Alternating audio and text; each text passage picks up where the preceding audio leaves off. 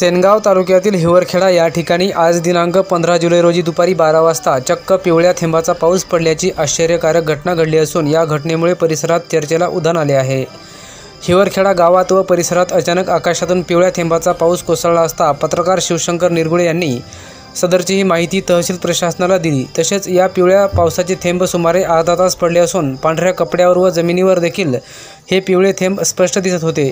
तर प्रशासन या विषयाचा अभ्यास करत असल्याची माहिती प्राप्त झाली असून मात्र या घटनेमुळे परिसरात चर्चेला उधाण आले आहे। असे क्लियर आहेत म्हणून ही पिवळी अशी पिवळी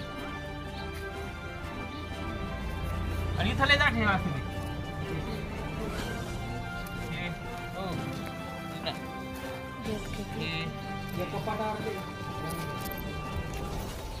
रांदे त्या बाजू कुठ पडला